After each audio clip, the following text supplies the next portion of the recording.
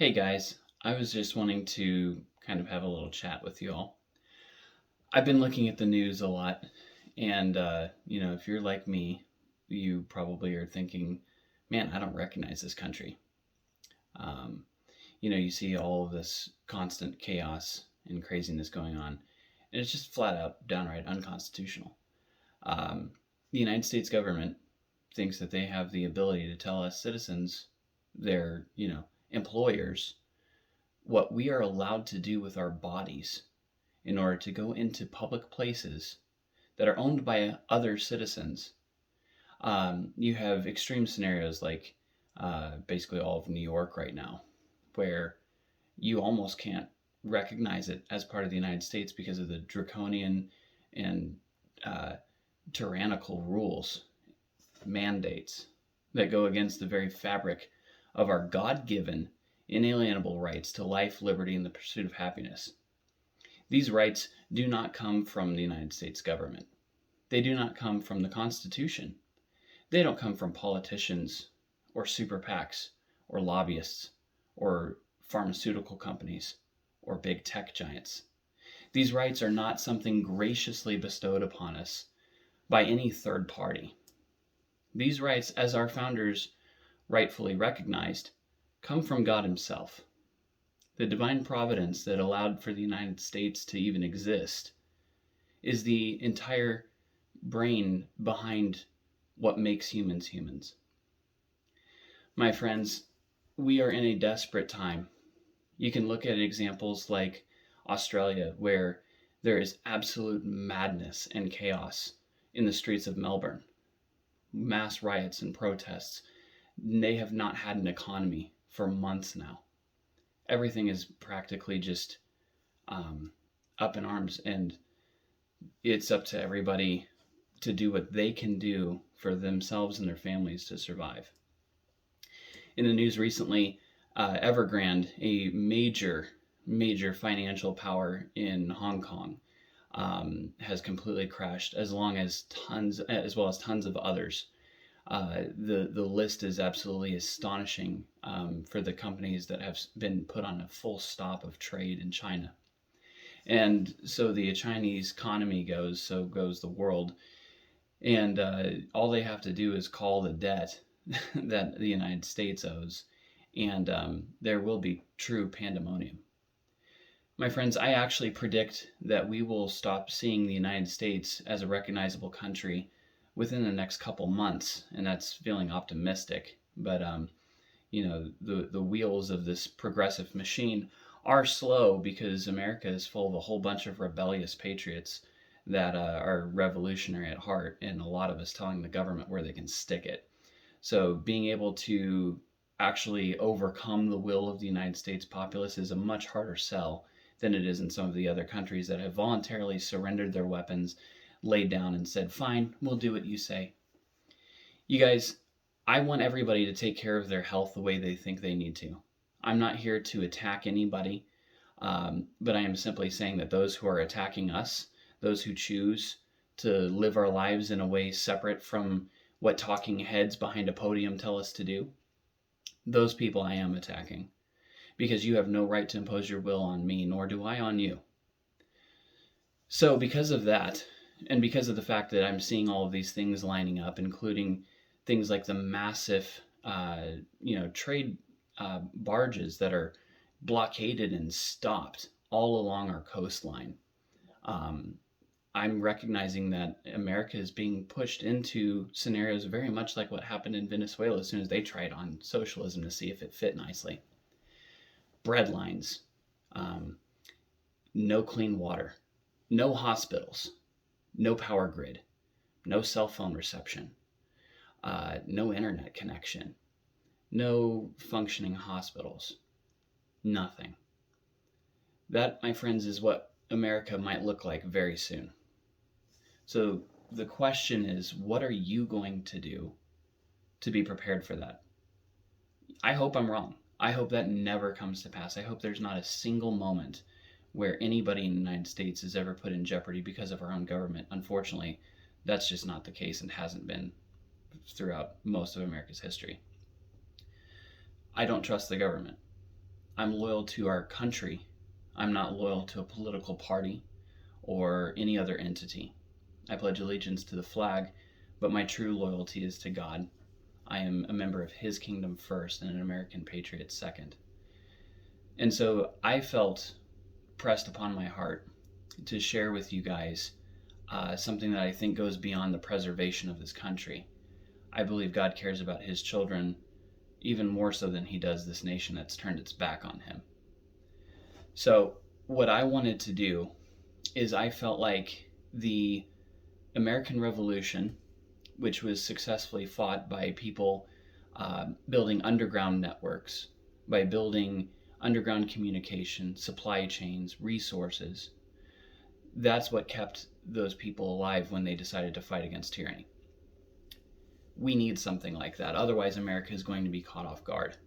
And when we are, they will be able to enslave us without a fight. I'd at least like to go down with a fight. This crisis is being completely created. Gas prices rising. My wife said she had a dream not too long ago of gasoline being $4.50 or higher, even in a small city like I live in. It'll be worse in major cities where resources will become increasingly scarce, and unfortunately the human animal is not to be trusted. We are our own worst enemies. But not if we stick together, not if we create communities, not if we have voluntary leadership and a true vision and purpose. The only place in history where quote-unquote communism has ever worked out was in the Church of Acts, where people, because of love, shared what they had and gave of what they had and made sure that their commune was taken care of. That doesn't work through a government entity. It doesn't work on paper. It doesn't work through some Marxist ideology. It only works when people are purposely banding together to try to create what semblance of a utopia they can. So my friends, what I wanted to do is I'm going to create starting off with a Facebook group. I'm going to call it the Tree of Liberty. Trees provide us essential things. They provide us fruit. They provide us shade. They provide us timber for shelter. They provide us with the ability to create weapons or tools. But the Tree of Liberty must be watered from time to time with the blood of tyrants, as one of our founders put it. And so it gives a very clear motif for what we should be prepared to do as United States citizens. That should always be the last option, but the founders absolutely said, we are giving you a republic if you can keep it. I believe Franklin was the one who said that. And by keeping it, that means to throw off tyrannical government. So before we even get to anything like that, what would happen in a manufactured crisis where truckers can't get products in and boats can't unload their stuff and nobody's working and there's nobody to stock shelves and the prices are being artificially inflated and gouged, most people will suffer. Most people will suffer. There will be no infrastructure left. So how do we create a safe environment for us to deal with those things? Are you prepared to be able to go realistically months at a time without fresh water, without food, without electricity, without the internet? Do you have a way to communicate without Big Brother spying on you? Because they do. They already are. I'm posting this on a social media page. They know. Do you have a way of taking care of somebody who's in a dire situation? Do they have the ability to get medical care if they need it? Do you know how to do CPR and first aid? Do you know how to administer a tourniquet or set a broken bone? These are things that are going to happen. They have happened elsewhere. It would be stupid to think the United States might not suffer just because. And it is unfortunately because of people's willingness to comply and willingness to submit that we are in this situation now.